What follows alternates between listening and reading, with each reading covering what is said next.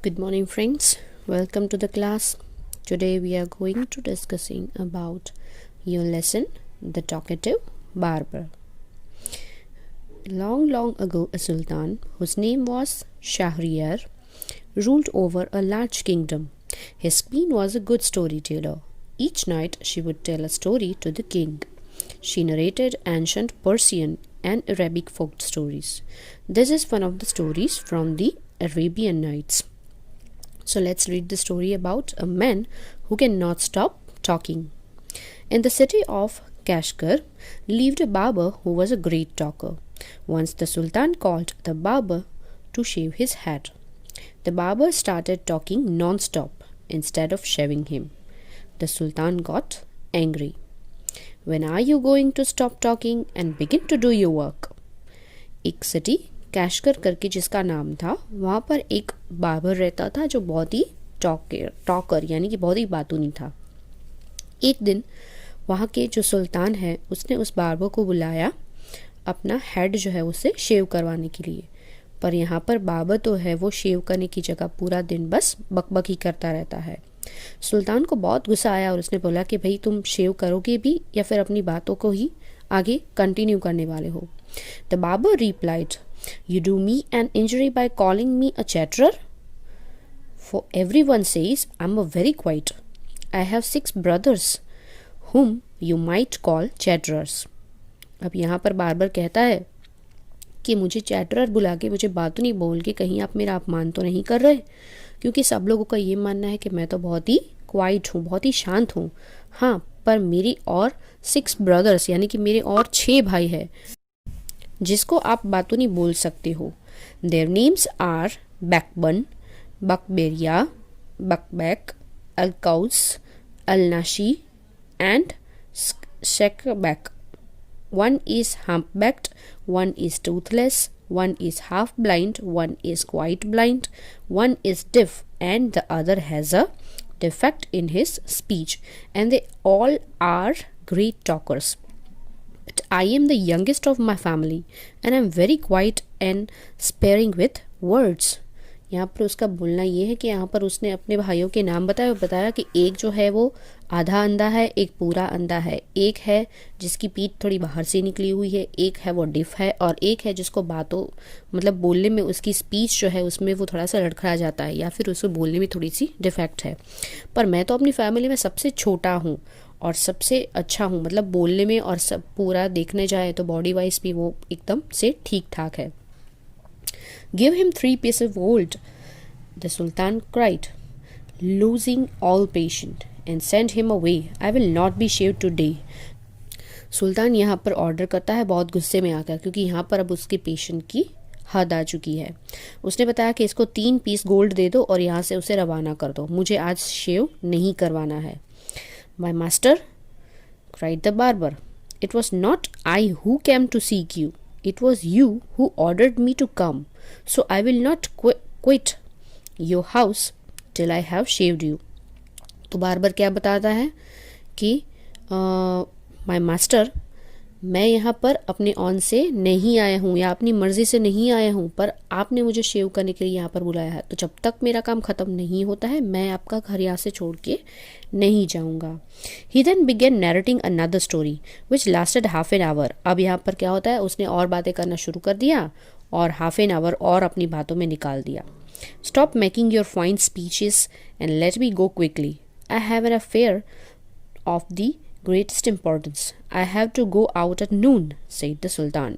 सुल्तान ने क्या कहा, चुप हो जाओ, बंद करो ये सब, तुम्हारी बातें जो आगे आगे बढ़ती ही जा रही है, मतलब बंद ही नहीं, ख़त्म ही नहीं हो रही है, इसे बंद करो, क्योंकि मेरे पास ऐसे बहुत सारे इंपॉर्टेंट काम है और मुझे शाम को तो बाहर भी काम के लिए जाना है। When he saw that the Sultan was really angry with him, the barber said, Oh master, do not be angry.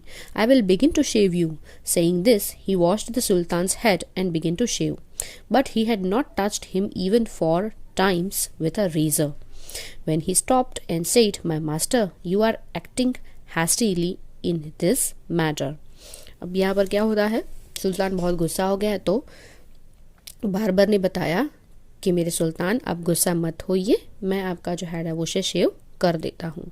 ऐसा बोल के जैसे ही उसने शुरू किया शेव करना, थोड़ी ही देर में वापस वो बातों में लग गया, इतनी बातों में लग गया कि उसने 2-3 बार हाथ लगाते लगाते वो रुक गया और अभी तक उसने शेव करना शुरू नहीं किया था। Go on shaving me, speak no more, order the sultan. अब सुल्तान बहुत गुस्सा हो गया और बताया कि अब जल्दी से जो मेरा सिर है उसे शेव करना शुरू कर दो और अपनी बातों को बंद करो। Be patient, said the barber. Barber ने कहा कि आप शांत रहिए। Perhaps you have not considered well what you were going to do. I wish you would tell me what this matter of great importance is all about, and then I will give you my opinion on it. अब यहाँ पर barber को ये लग रहा है कि ऐसा कौन सा इम्पोर्टेंट काम है सुल्तान को जो वहाँ पर जाने के लिए वो इतने उतावले हो रहे हैं। तो बार्बर बताता है कि अगर आप मुझे अपना जो इम्पोर्टेंस है, बाहर जाने का जो रीज़न है आपका, वो मैटर मुझे अगर आप बताते हो तो शायद मैं भी अपना कोई सजेशन या कोई ओपिनियन आपको दे सकता हूँ। Finish shaving at once, the sultan exclaimed, but instead of doing this the barber left the sultan half shaved to go and see what time it was. My patience is exhausted, the sultan cried. अब सुल्तान का आधा सिर तो उसने शेव कर दिया, पर आधा सिर उसने बाकी रख दिया और अब अपनी शेविंग को फिनिश ना की नहीं है अभी तक उसने, और आधी शेव हो गया है सुल्तान का सर और आधा बाकी है। और तब वो सुल्तान को वहीं पे छोड़ के वो देखना चाहता है कि अभी टाइम क्या हुआ है। अब सुल्तान की पेशेंट की तो बिल्कुल हद ही हो गई है।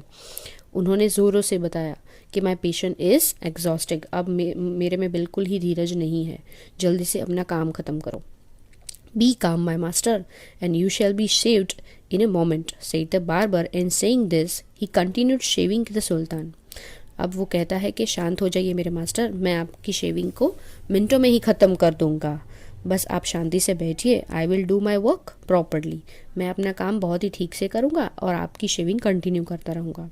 बार जो है वो सुल्तान से कहता है, बी काम my master and you shall be shaved in a moment, said the barber, and saying this he continued shaving the sultan, but while he was doing this he could not help talking. क्या कहता है कि थोड़ी ही minute में मैं आपको शेव कर दूंगा, आप शांति से बैठिए, बी काम। बस ये कंटिन्यू करते करते उसकी बातें तो चालू ही रहती है।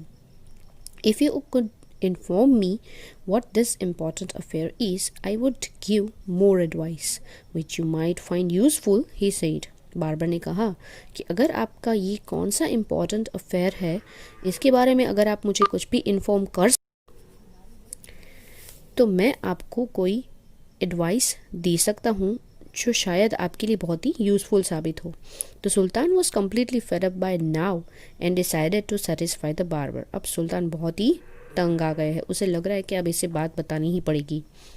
He told him that he was giving a feast to some friends at noon, which was why he was in a hurry to leave. और फिर उसे बताते हैं कि अब नून के टाइम में वो अपने कुछ फ्रेंड्स हैं उनको फीस्ट के लिए, खाने के लिए बुला रहे हैं। सो इसी बात को लेकर वो बहुत ही जल्दी में है कि वो वहाँ पर टाइम पे पहुँचना चाहते हैं। When the barber heard the sultan mention a feast, he exclaimed, "That reminds me, yesterday I invited 4 or 5 friends to come to my house today, but I had quite forgotten it and have not made any preparations for them." The sultan, who was at the mercy of the barber, was ready to do anything to be rid of him. यहाँ पर जैसे ही सुल्तान ने अपनी बात ख़त्म की, barber ने बताया कि अरे इस फीस्ट से मुझे भी आपने याद करवा दिया कि मैंने भी कुछ अपने दोस्तों को, 4 या 5 दोस्तों को घर पे खाने पीने के लिए बुलाया है, पर मुझे याद आया कि वो खाने पर तो उनको मैंने बुला दिया है, पर मैं एकदम से भूल गया कि मैंने कुछ तैयारियां उनके लिए की नहीं है। सुल्तान बहुत ही परेशान हो गए थे और जल्दी से इस बार्बर से पीछा छुड़ाना चाहते थे। Be quick and finish your work, the sultan replied. सुल्तान ने बताया कि तो फिर जल्दी करो और अपना काम ख़त्म करो। And you shall have all the food that has been prepared for me today. जल्दी से अपना काम ख़त्म करो और जो भी खाना आज मैंने अपने यहाँ पर बनाया है वो सारा खाना तुम ले जाना फटाफट से, तो तुम्हें काम आ जाएगा। Please show me the food so that I may जज if it is enough for my 5 friends. तो बार्बर ने क्या कहा, ठीक है, तो फिर मुझे मेहरबानी करके देखने दीजिए कि वो फूड कितना है, तो मैं जज कर लूँ देखने से कि क्या मेरे दोस्तों को और मुझे ये सब जो खाना है वो इनफ होगा या फिर नहीं। I have enough food for you, the sultan exclaimed. सुल्तान ने क्या बताया कि मेरे पास इनफ फूड है तुम लोगों के लिए। But he ordered that all the food prepared for his feast be brought in. और the barber looked over the food and said, this is very good but I shall want some fruit for the dessert also.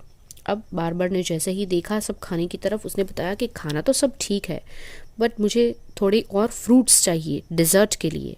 The sultan in desperation, since his head was half shaved, ordered that the fruit should also be brought in। और उसने इस हड़बड़ाहट में, एक तो खुद का आधा सिर बाकी था शेव करना, हड़बड़ाहट में उसने ऑर्डर भी दे दिया कि इसको कुछ फ्रूट्स भी दे दिए जाए। The barber left off shaving the sultan to examine each dish separately. This took up half an hour. अब बार्बर है, उसने तो बहुत ज़्यादा हाफ एन आवर जैसा टाइम ले लिया इन सारे खाने की जितने भी डिश है उसको सेपरेटली चेक करने में। The sultan stamped his feet impatiently but the barber did not hurry. अब सुल्तान जो है वो बेचारे राह देखते रह गए कि सही जल्दी से अगर ये बार्बर आ जाए और मेरा काम ख़त्म करे, पर बार्बर को तो अब बिल्कुल ही जल्दी नहीं थी और सुल्तान बेचारे वो खड़े हुए थे। At length, however, he again took up the razor, but after a few minutes of work, stopped suddenly and cried, I never knew that you were so generous। और जैसे ही उसने अपना रेज़र उठाया काम करने के लिए, वापस से अपनी बातें शुरू कर दी और बातें शुरू करते करते उसने अपने हाथ को जैसे रोक ही दिया और फिर बातों में लग गया और बताया कि मुझे बिल्कुल पता नहीं था सुल्तान माय मास्टर कि आप इतने जेनरस हो। Here we are ending our lesson. I hope you enjoyed the story very well.